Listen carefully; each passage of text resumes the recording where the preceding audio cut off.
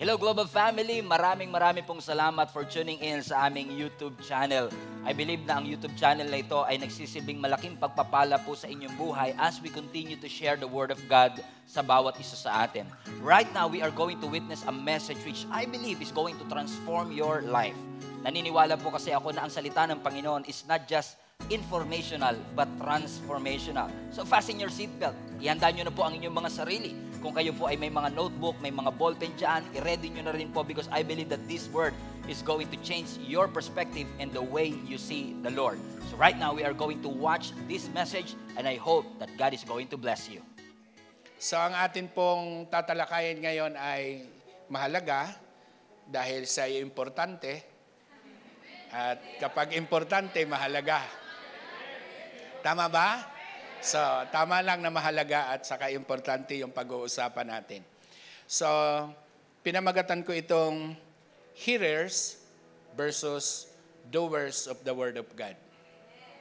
So, gusto ko pong emphasize kung gaano ka-importante ang salita ng Diyos sa ating pong buhay. Dahil ang salita ng Diyos ay ito po yung ating spiritual food. Okay? Sabi ko nga kanina, kung hindi pa kayo kakain ng physical food, ngayon ay kakain muna kayo ng spiritual food. At sigurado ako na bubusugin tayo ng Panginoon ngayon. Kung gusto mo lang kumain. Pero kung hindi mo naman gustong kumain, siyempre hindi ka mabubusog. So, depende sa panlasa natin. Amen po? Tanong mo yung katabi mo, may panlasa ka ba? Amen ba? So, may spiritual appetite po tayo. Okay, magsisimula po tayo sa isang panalangin. Lord, kami po ay humihingi ng wisdom, knowledge, and understanding para ang mga salita mo na amin ngayong sama-samang pag-uusapan ay amin pong maunawaan at matutunan namin kung paano namin ito i-apply sa aming pang-araw-araw na buhay. Sa iyo ang papuri at pasasalamat sa pangalan ni Jesus. Amen. So, ready na ba ang puso natin? Yes! So, kailangan ready tayo, no? Sabi po sa James o Santiago, James chapter 1 verse 19. Ito ang una nating babasahin. Mga kapatid, kung minamahal, unawain ninyo ito. Maging alisto kayo sa pakikinig, maingat sa pagsasalita at hindi agad nagagalit. 20. Dahil ang galit ng tao ay hindi nakakatulong upang magawa kung ano ang ayon sa kalooban ng Diyos. Sino rito yung mula pag alis sa bahay, hindi ko alam kung sa bahay kayo galing, ano? No, kasi tanghali na. Kung sa bahay kayo galing o saan man kayo galing, papunta ng church, sino po rito yung nagkaroon ng galit sa kanyang puso? Nagalit dahil sa traffic. Nagalit doon sa driver kasi ang bagal-bagal, lahat ng kanto hinihintuan. Di ba? Lahat ng nakatayo na tao sa kalsada hinihintuan kasi akala pasahero. So nainis kayo ngayon, tapos umakyat kayo dito sa church, no? At nagpuri kayo sa Panginoon. Ang galing-galing magtaas ng kamay natin, di ba? Sasayaw-sayaw tayo at kakanta-kanta tayo sa Panginoon. No? And then, nasa puso mo pa rin yung galit. Naalala mo pa rin yung driver. Okay? So, ang galit pala, sabihin mo sa katabi mo, ang galit pala nakakasama. Kung wala kang katabi, kung walang nagsabi sa iyo, ikaw na lang magsabi sa kanya. So, ang galit daw pala, ayon sa ating binasa, hindi nakakatulong upang magawa natin kung ano ang kalooban ng Diyos. Aba, so hindi pala talaga ito mabuti para sa atin. Ano po? So, bakit ko pinapakita yung importance ng Word of God? Kasi ito po ay may magagawa at malaking magagawa sa buhay natin. Tingnan mo yung katabi mo, magbabago yan. Pagkatapos niyang marinig ang salita ng Diyos. Baka hindi mo na yan makikilala. Magugulat. Oh, ikaw na ba yun? Grabe ah. It's a miracle. O, di ba? Ang laki ng changes, ano? Tama? So, kailangan bantayan mo. Then, so ang salita ng Diyos ay nagtuturo sa atin kung paano tayo makawala sa mga bagay na ito. Then, ang sabi sa James chapter 1, verse 21, kaya talikuran na ninyo ang inyong maruruming gawa at alisin ang masasamang asal. Mapagpakumbabang tanggapin ninyo ang salitang itinanim sa inyo o sa inyong puso, ito ay may kakayahang magligtas sa inyo. So mahalaga ba ang salita ng Diyos? Yes. Anong nagagawa niya sa atin? Tayo po ay dalhin sa salvation. Sa lahat ng aspeto. Spiritual man yan, no? Na kaligtasan, physical na kaligtasan, ang salita ng Diyos ang pwede nating kapitan at paniwalaan. Amen po ba? At dinideclare natin ang salita ng Diyos na siya ay may kapangyarihan na gagawa ng mga signs and wonders and miracles sa ating buhay. Kasi hindi po natin kayang baguhin yung ating sarili. Ako po, hindi ako nabago ng nanay ko at ng tatay ko, ng mga kapatid ko. Pero nung simula na i-commit ko yung aking sarili sa Panginoon, nagsimula din ang Panginoon na gumawa ng mga miracle sa buhay ko. Bakit?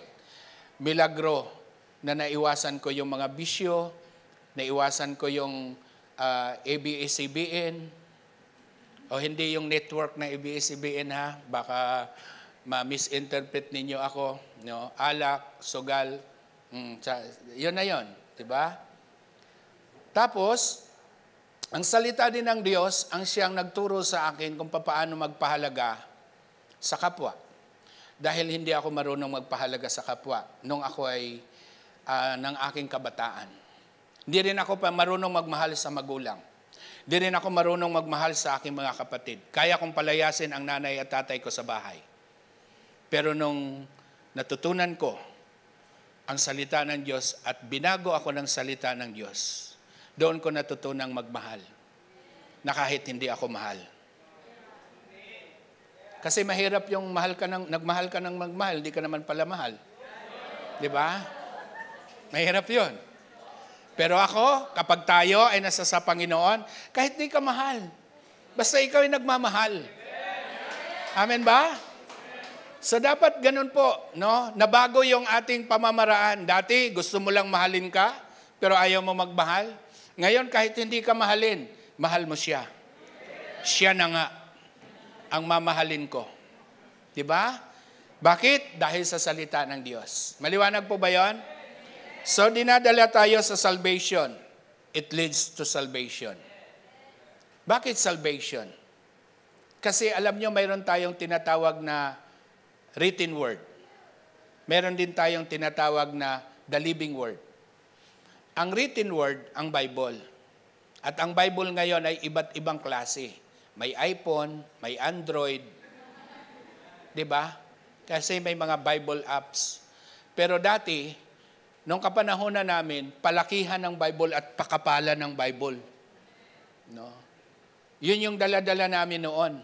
Ngayon, di mo na mahalata kung Kristiyano yung isang tao kasi walang dalang Bible. Dati, alam mo yun, yung mga Kristiyano, pag naglalakad, nag-aabang ng sasakyan, palakihan ng dala ng Bible. Ngayon, di mo na mahalata. Kasi bakit? Nasa iPhone na, no, nasa Android na, yung mga Biblia nila. Amen? Kahit walang ipon, naka-iPhone. Di ba? Mga ganun lang eh. Tama? So, madali. Pero ang nakakalungkot, kahit na andyan na yung Bible sa cellphone, bihira pa rin, binabasa. Bihin mo sa katabi mo, mukhang kilala kita. Bakit kaya? Kasi mas madalas basahin yung chat. No? ko kaysa chat ni Lord.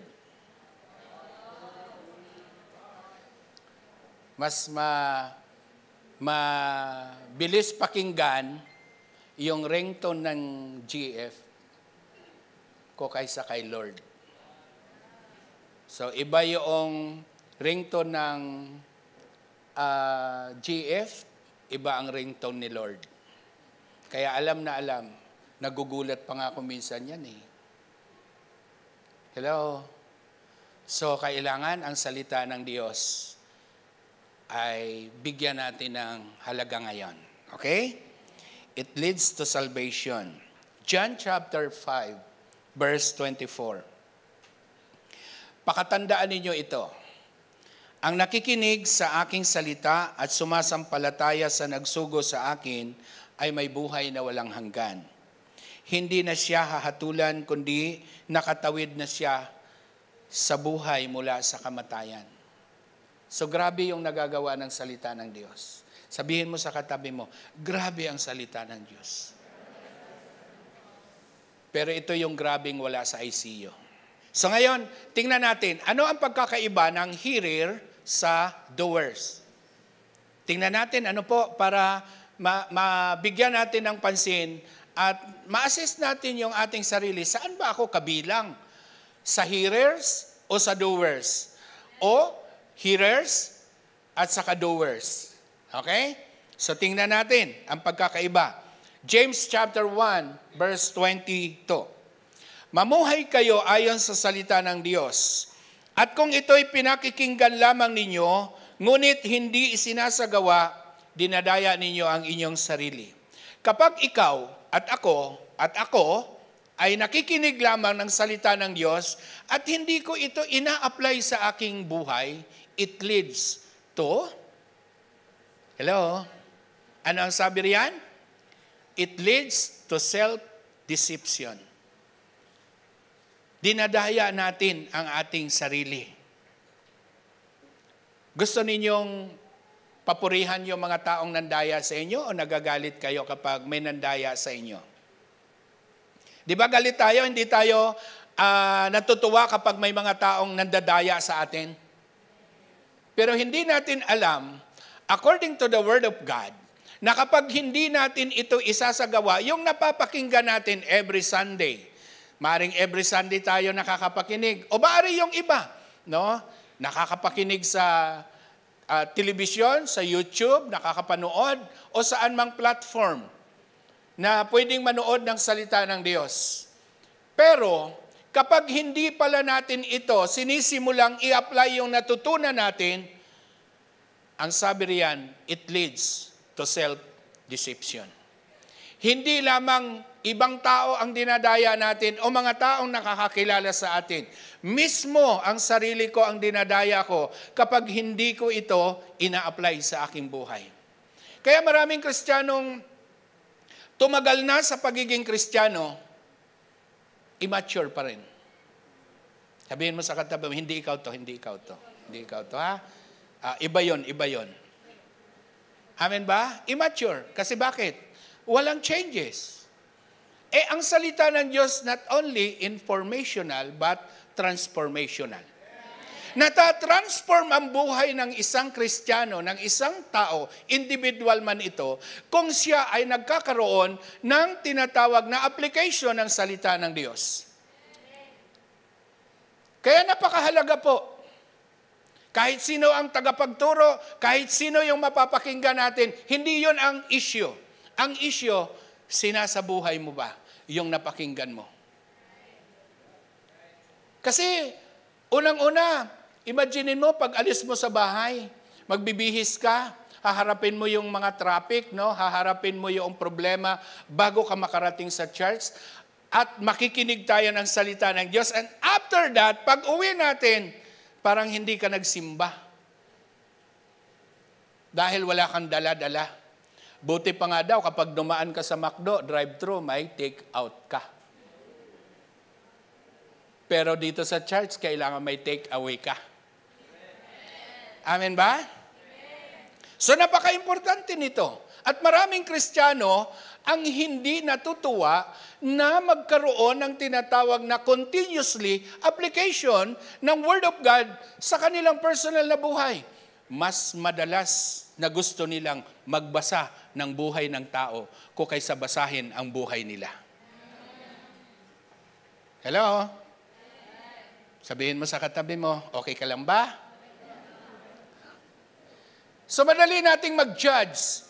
Madali nating makita yung failure ng iba. No? Bakit? Kasi ang sabi ng iba, ang mga Kristiyano yan. Kala ko ba mga Kristiyano yan? Pero yung nagsasalita, Kristiyano din. Tama ba? So madalas makita yung iba at yung sarili hindi nakikita.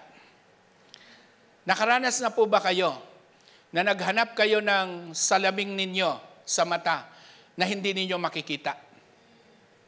Naranasan ko na yon. Hanap ako, nagkakagulo na sa bahay. Yung mga anak ko, saan yung salamin ko, hindi ko makita. Sabi ng nanay Sita, ayan, suot mo yung salamin. Kung minsan di natin nakikita yung sarili natin, nakikita natin yung iba. Bakit? Kasi kung minsan, ina-apply natin yung salita ng Diyos para sa kanila, hindi para sa atin. Kaya sabihin mo sa katabi mo, apply din sa sarili pag may time.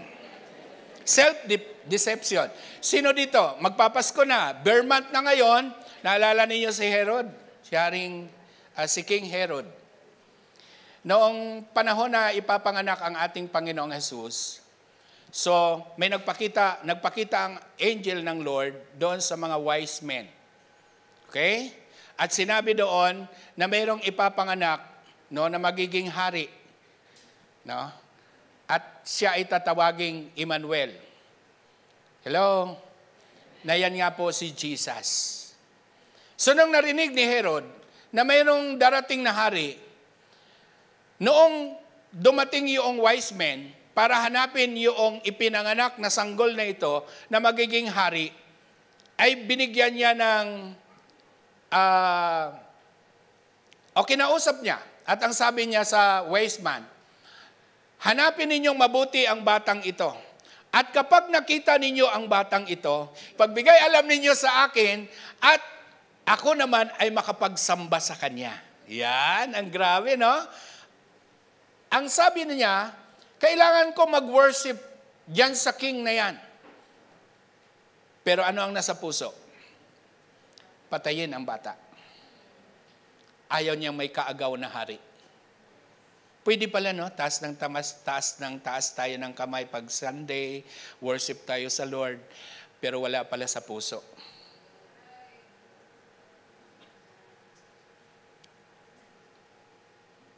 Tatay Larry, gutom na nga ako, ginutom mo pa ako.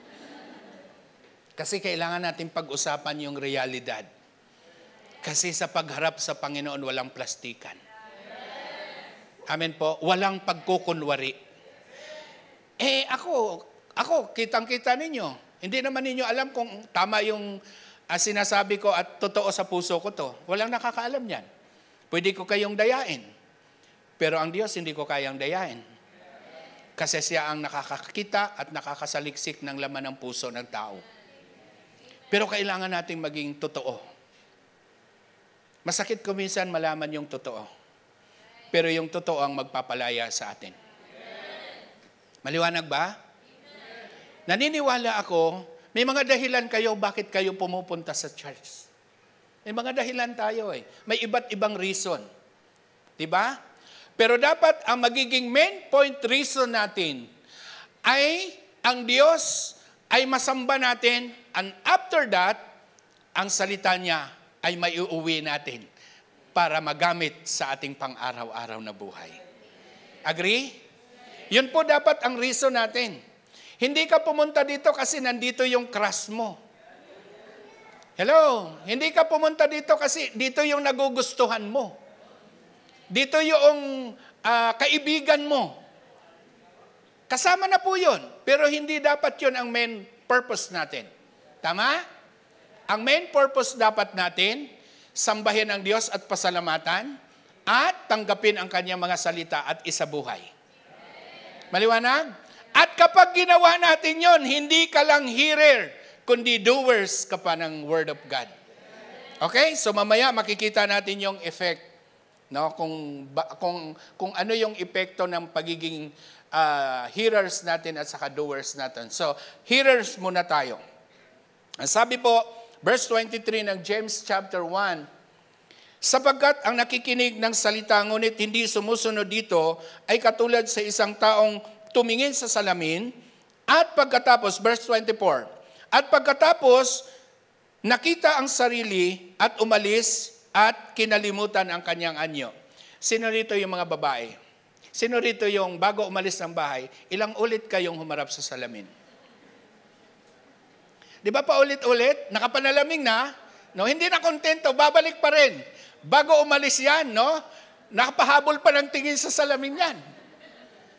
Kasi kailangan siguraduhin natin na okay tayo, tama? Ang salita ng Diyos ay mirror ng ating spiritual na buhay. Maraming mga Kristiyano, after mapakinggan, nakalimutan na kung sino sila. Kapag tayo ay nakakasalamuha sa iba't ibang mga grupo ng tao, kuminsan nakakalimutan natin kung sino tayo. Madalas yan, alam ng mga anak ko, yung family ko, kapag sa lakaran kami, naghahanap ako ng kakilala. Wala man lang tayong kakilala dito. Sorry. Sabi ni nanay, bakit ka naghahanap ng kakilala? Kasi titingnan ko talagang, tawag nito, kakilala ko siya at kilala niya ako. Hello? Kasi masarap yung nagkikita sa mga lakaran na parehong Kristiyano, di ba? Hello? Kaso yung iba, cannot be reached kapag nasa ibang lugar. Hindi nadidetect na sila ay Kristiyano. Baka mamaya sa mga offices ninyo, trabaho ninyo, no, kung saan kayo nagwo-work, no, baka hindi pa nila kilala na kayo ay Kristiyano. Magpakilala ka na, sabihin mo sa katabi mo, magpakilala ka na. Ayaw. Ayaw ninyo yun, marami kayong kakilala. So, ganun po ang dapat nating magiging behavior kapag gusto natin po na i-apply ang salita ng Diyos. Alam nyo, maganda to sa mga bagong nagsisimula. No? Nagsisimula sa journey ng Christian journey. Bakit? Kasi makikita mo yan yung unti-unting changes sa buhay mo. At kapag ina-apply natin ang salita ng Diyos, alam nyo, makikita ng mga kasama mo, family mo, mahal mo sa buhay, nakakaiba ko kaysa dati. Amen? Bakit? Kasi unti-unting binabago ng Diyos yung buhay natin. Kaya nga ang kanta mo na ngayon, binabago ako araw-araw, binabago ako araw-araw. So ang pagbabago po ay hindi po yung New Year's resolution. Araw-araw. Tama? Araw-araw. Halimbawa, noong karaang linggo, naka-3 putumaya putosiko ka. Alam niyo yan? Kapag nagulat ka, putumaya putosiko. No? Ngayon, itong linggo na ito, isa na lang. So magugulat sila, no? Anong nangyari sa'yo? Anong sikreto mo at bakit hindi ka na nagpuputumaya putosiko? So ibig sabihin, may changes. Tama? Dati, ang pinatotoo mo ay yung mga bagay na achievement mo. Ngayon, ang patotoo mo, yung ginawa ni Kristo sa buhay mo. Ay, grabe! No? At hindi lang yon. Kapag ganun ang narinig nila sa'yo, sasabihin sa'yo, pastor ka na ngayon? Ako nga dati na pagkamalang, yan si Father, pumupunta sa atin yan para mag-Bible study. Father? Ay talagang father naman talaga ako eh. Tama ba? Hello?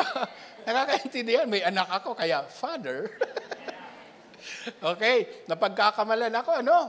So anong ibig sabihin? Sa opisina nyo, ma-identify kayo na kayo ay Christian. Pagkatapos kapag nalaman nila na kayo ay Kristiyano, lalapit sa inyo yung mga ka-office mate ninyo, pwede ba ipag-pray mo ako? Kasi may nakikita silang pagbabago sa iyo. Yun po yung kagandahan, no, na nagagawa ng salita ng Diyos. So kailangan, no, hindi natin nakakalimutan. Kasi kapag nakakalimutan natin, ang tawag sa atin ay forgetful hearer. Makakalimutin. O nakakalimutan natin yung ating napakinggan. Taas nga po ng kamay. Pwede pong pataas ng kamay. Sige lang po. Pakibaba po. Paki-close po. Pakikatok nga po. Tigas ulo. Di ba? Hard-headed talaga tayo. At makakalimutin. Biblical po yun. Tama ba? So, ibig sabihin, gusto ng Panginoon, mawala tayo doon sa senaryong ito na tayo po ay nakakalimutan natin after nating mapakinggan ang salita ng Diyos. Kaya nga maganda yung nagno-notes. Ayun, katulad ng kapatid natin, nagno-notes. Bakit? Pag uwi mo, paglabas mo, nakasalubong mo yung mga kaibigan mo, no? Naka-encounter ka ng hindi maganda sa daan mo, big sabihin, posibleng ang salita ng Diyos ay hindi mo maalala, makalimutan mo, hindi mo mababalikan. At tatanong mo ngayon, ano kaya ang sinabi ni Tatay Larry? Di bale, may YouTube naman. Hindi naman gano'n, no?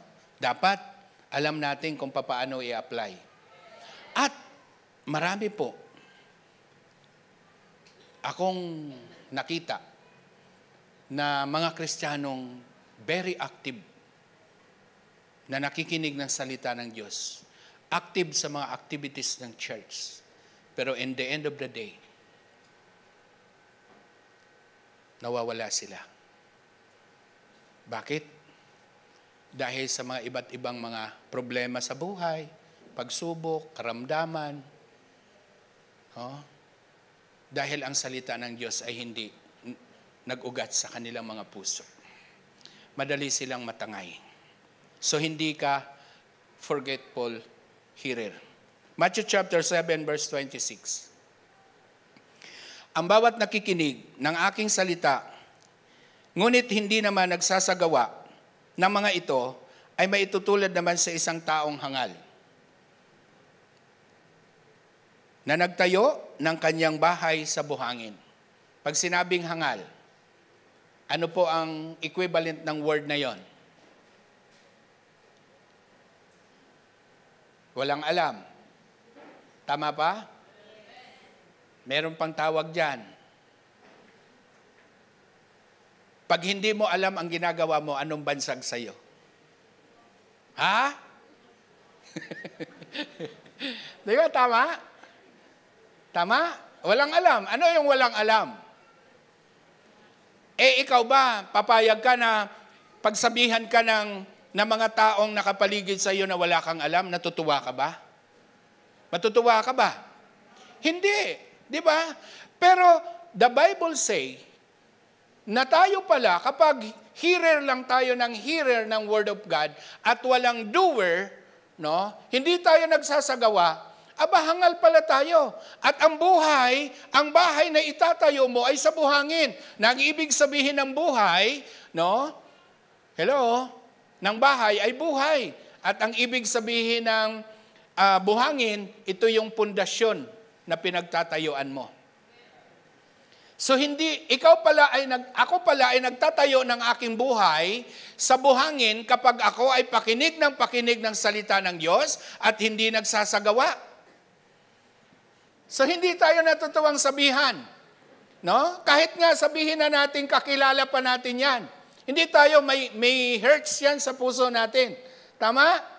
Pero hindi natin nanonotice na ito pala ay totoo. Na kapag tayo ay pakinig ng salita ng Diyos at hindi tayo nagkakaroon ng application nito sa ating buhay, sabi riyan, hangal tayo. Sino ang nagsalita dito? Ang ating Panginoon. Siya mismo ang nagsabi. Hangal ako, kapag pakinig ng pakinig lang ako, pero hindi ko isinasagawa kapag katapos kong pakinggan. Then, ang sabi ng Panginoon, nangangahulugan na kapag tayo ay nakikinig ng salita ng Diyos, dapat ang purpose natin, pag natutunan natin, paano i-apply? Amen po ba? Hindi lang yung natuwa ka, natutunan mo, tuwang-tuwa ka, papalakpak ka kasi na-enjoy mo yung pakikinig ng salita ng Diyos. Ang mahalaga nun, after nating mapakinggan, yun po yung simula ng journey natin. Amen po ba? Kasi napaka-importante sa buhay natin na hindi lang tayo hearer ng Word of God, kundi doers. Hindi ko alam kung anong klaseng buhay mayroon tayo at anong mga posisyon mayroon tayo sa lipunang ito. Pero ang mahalaga, anumang klaseng posisyon ka sa lipunang ito o kalagayan mo sa buhay na ito, kailangan mo ang salita ng Diyos. Okay? Ang susunod. No? So yun po, pinakita natin kung ano yung mga epekto doon sa pagiging hearer lang natin. Pupunta tayo sa epekto, no? Na susunod sa pagiging hearers natin. It leads to foolish builder. Mangmang palang tagapagtayo ng bahay. Yung hindi nagsasagawa. So ako pala ay magiging mangmang, no? Sa paningin ng Diyos kapag tinatayo ko ang buhay ko sa buhangin. Ang buhangin po ay pabago-bago. Tama ba? Walang permanente. So ibig sabihin, ano bang mayroong bagay dito sa mundong hindi nagbabago? Meron po ba? Meron po bang mga bagay dito sa mundong hindi nagbabago? Nagbabago ba ang pera? Nagbabago ba ang kagandahan? Ang kapugian ba nagbabago? Di ba? Ang lakas ba nagbabago? Ang relationship ba nagbabago? Ang trabaho ba nagbabago? So ibig sabihin, hindi ko po pwedeng itayo yung buhay ko sa mga bagay na nagbabago. Kailangan itayo ko ang aking buhay sa pundasyong matibay. At mamaya makikita natin kung anong klaseng pundasyon ang dapat mong pagtayuan ng iyong buhay. Kapag itinayo mo, ang sabi ng marami, no? Lalo na yung mga magulang. Ang sabi ng mga magulang, no? Utang mo ang buhay niyo sa akin, sabi sa mga anak. Ang mga anak nagkautang ng buhay. Bakit? Kasi ang mga anak, no, ay regalo ng Diyos. Hindi po yan pautang. Tama ba? Hello? Ang mga magulang, no, bumababa yung kanilang strength. Tama. Yung mga anak, tumataas yung kanilang strength. Tama po? Tama? Pero, in the sight of God, magulang ka man, anak ka man, ang mahalaga, ang salita ng Diyos, ang priority ng pamilya. Maliwanag?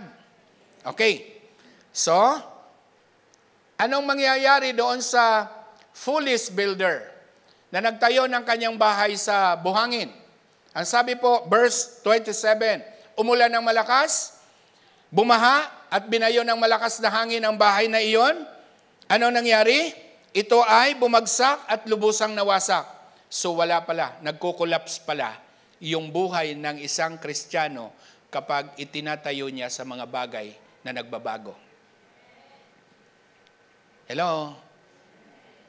So ibig sabihin, hindi po pwedeng itayo ang buhay mo sa trabaho mo, sa negosyo mo, no, sa asawa mo, no, sa pamilya mo. Merong nagsabi, no, kaya ako nabubuhay dahil sa mga anak ko, sabi nung nanay. Grabe talaga yun. Ang dahilan ng kanyang buhay ay ang kanyang mga anak. No? Hindi niya masabing, kaya ako nabubuhay dahil sa Panginoon. Hello? Kasi ang pundasyon niya ay sa mga anak. Meron ding asawa. Nabubuhay ako dahil sa asawa ko lang.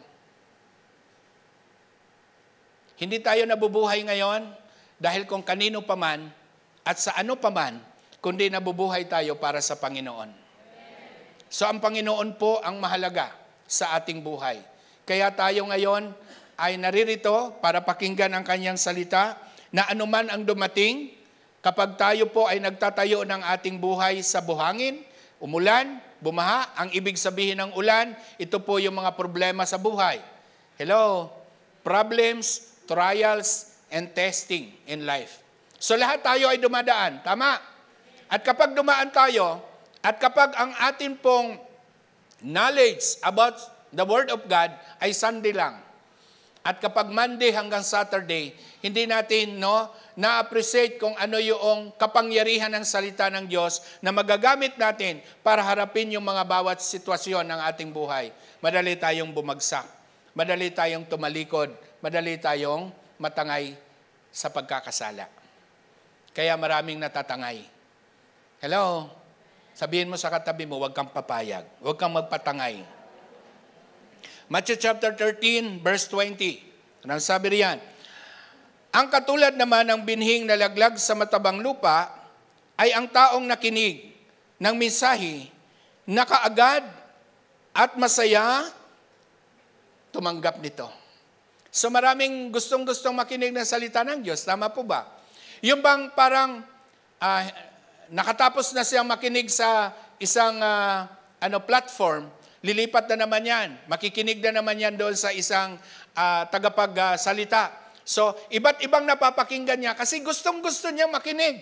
Hindi masama, ha? Hindi masama. Pero ang mahalaga, kailangan isabuhay yung ating napakinggan. Mas maganda nga yung marami tayong pagkaing nakakain. Tama po ba? Pero ang mahalaga, kung kain tayo ng kain at walang epekto sa ating katawan, ibig sabihin, doktor na ang kailangan mo. Amen ba? Ganon din sa spiritual na buhay. Sabi ko nga sa inyo kanina, spiritual food, yung Word of God. Maraming ayaw nito, mga kapatid.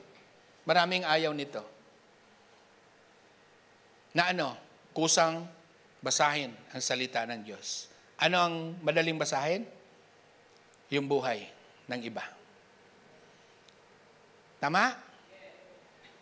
Pero sinasabi ko po ngayon na kailangan natin magbasa ng salita ng Diyos at pagkatapos isa pamuhay. Kahit sino po ang tagapagsalita, kahit saan pong lugar sila naroroon, ang mahalaga, natututo ka at nagagamit mo ang salita ng Diyos na napapakinggan mo. Amen po? So, tuwang-tuwa sila. Verse 21, ngunit hindi tumimo ang mensahe sa kaniyang puso. Sandali lamang itong naniwala o nanatili at pagdating ng kapighatian at pagsubok dahil sa mensahe, anong nangyari? Agad siyang tumatalikod sa kanyang pananampalataya. Huwag na huwag po nating pabayaan at hayaan na tayo po ay manlamig sa ating pananampalataya. Huwag na huwag po din nating hayaan na tatama rin tayong makinig ng salita ng Diyos at tama rin magsagawa ng salita ng Diyos. Marami pong mga tao, Kristiyano, na naghahanap ng mga malalalim na katuruan. Naghahanap yan ng mga speaker, preacher, na gusto nila yung mga malalim na katuruan. Hello? Pero yung mga foundational teaching, nakakalimutan. Ayun yung mababaw, hindi masagawa, yung malalim pa kaya. Marami yan. Ayaw ko dyan. Beginner's teaching yung ginagawa niya. Kaya hindi ko yan pakikinggan. Natutunan ko na yan eh. Totoo natutunan natin, pero hindi in-apply. Amen ba? Kaya mahalaga yung application. Ano man ang ating mapakinggan, sino man ang ating mapakinggan, ang mahalaga, importante. Na may apply. Amen po ba? Mahalaga na may apply. Kasi doon po nagsisimula yung changes sa buhay natin. Amen po ba? Kasi hindi nga tayo mababago ng tao. Kahit pa nga, yung Kristiyano, yung pareho kayong Kristiyano, hindi po kayo mababago ng isa't isa. Makakatulong lang siya sa pagbabago mo. Pero ang pagbabago, ang Diyos ang gumagawa. Sa pamamagitan ng salita niya na ating natututunan.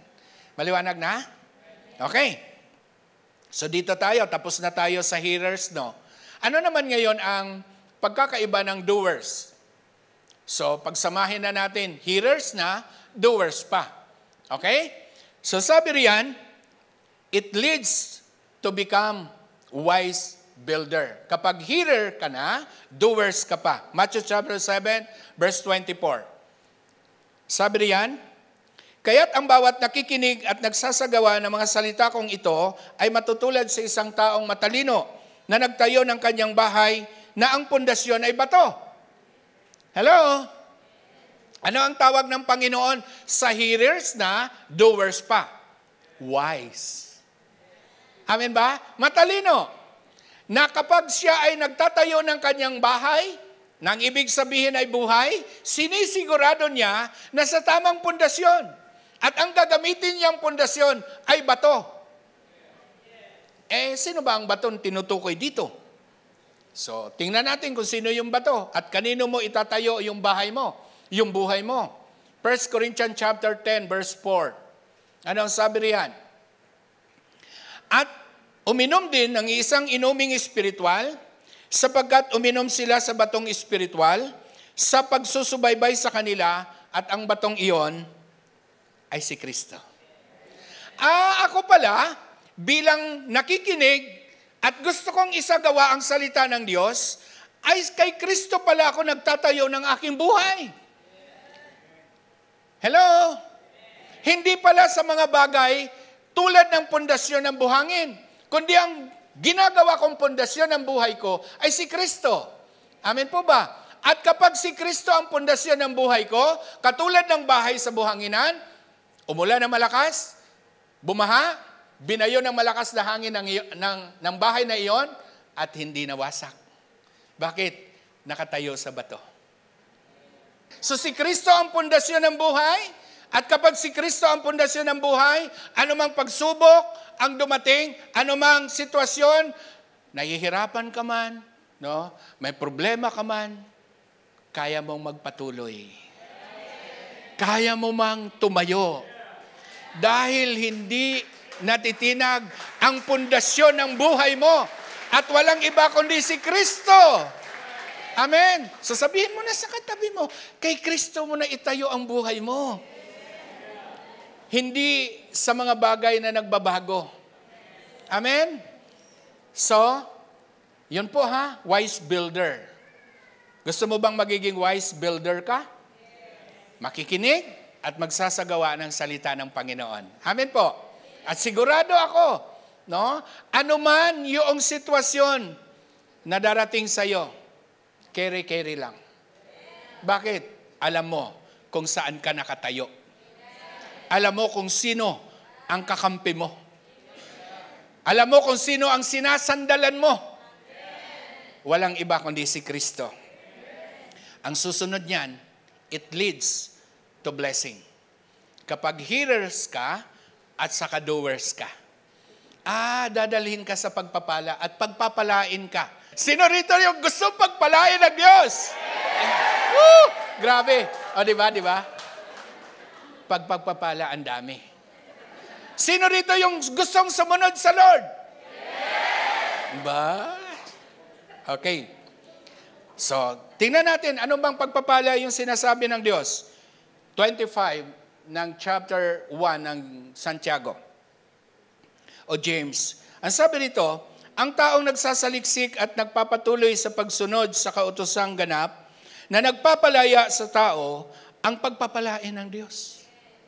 Sino raw ang pagpapalain? Yung tumutupad. Hello? Bakit nalungkot kayo? Sinabi ko lang yung tumutupad eh. Diba? Yung tumutupad, ang pagpapalain. Ang sabi riyan. At ano pa?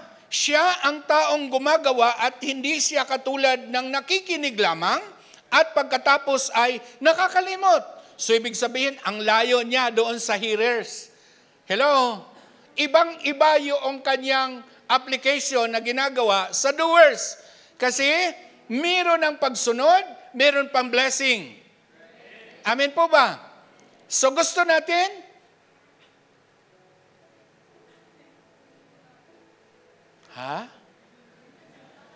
gusto nating maging doers? Ang hirap yan, Tatay Larry. Ang daming sasagasaan yan sa buhay ko. Pag doers ako. Kasi maraming kailangan kong i-give up. Marami kong kailangang i-let go. Oo, totoo.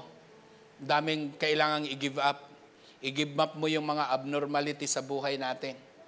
Abnormal relationship. Hello? Yung mga trabaho na hindi talagang ito ang para sa'yo. Marami tayong i-give up. Pero kapag sinunod mo naman ang Panginoon, ili-lift up ka naman ng Panginoon. Itataas ka ng Diyos. Amen? Maliwanag? Maliwanag na, ha? Kaya ano ang sabi ni James, no? Verse 21, nabasa natin to kanina. Gusto kong balikan ito dito. Ano ang sabi riyan? May siyang encouragement sa atin. Kaya talikuran na ninyo ang inyong maruruming gawa at alisin ang masasamang asal sa mapagpakumbabang tanggapin ninyo ang salitang itinanim sa inyong puso, ito ay may kakayahang magligtas sa inyo. So alin po ba ang gusto nating magiging routine sa ating buhay? Yung sumunod at isagawa, yung makinig lamang. So dapat nakikinig at nagsasagawa ng salita ng Diyos. Amen po ba? Matthew chapter 13, verse 23. Last verse nating babasahin. Sabi rito, at ang katulad naman ng binhing na hasik sa matabang lupa ay ang mga taong dumirinig at umuunawang mabuti sa mensahe, kaya ito ay nagbubunga ng sagana, may tig 100, may tig 60, at may tig 30. So anong ibig sabihin? May harvest. Kapag tayo ay hearer, pagkatapos doers ng salita ng Diyos, may harvest. Ano yung harvest natin? Good works sa ating buhay. At makita ng mga tao, magpipita sila ng pag-ibig, magpipita sila ng forgiveness sa iyo kasi alam mo kung papaano isagawa ang salita ng Diyos. Amen po ba? Na hindi katulad nung tayo ay nagsisimula pa lamang at nagkakaroon pa lamang ng pagbabasa ng salita ng Diyos na hindi natin masyadong nauunawaan. Ngayon nauunawaan natin at nagpapatuloy tayo, kaya naman ang ating buhay ay nahahayag at nakikilala na ikaw ay Kristiyano. Ang gusto ng Diyos, magpakilala tayo na tayo ay hearers at saka doers ng salita ng Diyos. Hindi mahirap akayin ang pamilya, kaopisina, katrabaho, classmate, hello, coffee mate, hello, workmate, lahat ng mate, pwede ninyong maakay at mapuno ang langit dahil sa inyong patotoo na ang Diyos ay nagbabago ng buhay. Isa na lang testimony. Nung first time akong full-time sa Panginoon, nag-resign ako sa trabaho, grade 6 pa lang si Pastor Stephen, andyan na yung 5 anak ko. So ang ginagawa ko yan everyday, nagbabahay-bahay ako, pumapasok ako sa mga iskinita, binubuhusan ako ng tubig, kasi yung hugasan nila, nandun sa second floor, pagtapat ko, magbubuhos ng tubig, ako nabubuhusan, no? Tapos, dumadaan ako sa iskinita, ay dyan sa Malabon, no? Pag dumaan ka dyan na may nagiinuman, kailangan tumagay ka. At pagkatapos maglalagay ka. Dumaan ako. So sabi, pre, tagay mo na. Ay pre, pasensya ka na, hindi na ako umiinom. Kung hindi mo ito iinumin, ibubuhos ko to sa iyo. Sabi ko, di buhos mo. Binuhos nga. Ang lamig ng beer. Grabe, parang gusto kong ibuka yung bibig ko. Binuhos nga. Lasing na eh. Pagkatapos ng binuhos, ang sabi ko sa kanya, pre ang tawag ko kasi hindi ko naman kilala eh. Kung pupunta ako kaya sa bahay ninyo bukas, at sasabihin ko sa iyo na ang Diyos ay nagbabago ng buhay, maniniwala ka? Na binago ang buhay ko? Dati ko yung ginagawa, pero tinalikuran ko. Dati ako natutulog sa kanal. Dati ako natutulog sa inuman. Pero nung ako'y nakakilala sa Diyos, hindi ko binalikan. Kasi alam ko, binago ng Diyos ang buhay ko sa pamamagitan ng salita niya sa aking buhay. Amen? Hello Global Family, you made it this far. Once again, marami pong salamat for tuning in and I pray na yung salita pong ating napakinggan ay makapagbigay po ng conviction at malalim na revelation sa inyong puso upang mai-apply po natin sa ating buhay so that transformation will happen in our life. If this ministry have been a blessing into your life, I want to encourage you to share this video to some people that you know na maaaring nangangailangan din katulad mo ng mensaheng ito. In fact, I want to take it a little bit further, mga kapatid, and invite you to partner with us. If this video, if this ministry have been a blessing to you, I know in the future, it will be a blessing to somebody else as well. That's why if you want to partner with us financially, para maipagpatuloy po natin ang ginagawa ng Panginoon through Gia Kamanava, inihikayat ko po kayo to partner with us. Pumunta lang po kayo sa aming website, giasmnb.com/give. At lahat po ng mga ways that you can support, ways that you could give para po sa ministering ito ay makikita po ninyo doon. You can give through GCash, debit card, credit card, bank remittances, at maging mga bank transfer. So, ano pang inaantay ninyo? Support the ministry mga kapatid para mas marami pa tayong maabot at mapuno po talaga natin ang langit. In fact, I want to take this opportunity as well. If you have been watching the video for quite some time, wala po kayong church na kinakabilangan and you want to deepen your relationship with the Lord, I want to encourage you to join our link-up groups. Ginagawa po namin yan in person or online. If this is impossible para po sa inyo na makapunta dito sa amin physically or in person, we have an online link-up group na ginagawa po namin sa iba't ibang dako ng mundo. If you want to be part of the link-up groups, ito po ay small groups na aming ginagawa kung saan ang bawat isa sa atin ay nagpapalakasan para ihatid tayo sa spiritual growth. Kung nais po ninyong makasama rito, all you have to do is go to our website, giasmnb.com/linkup.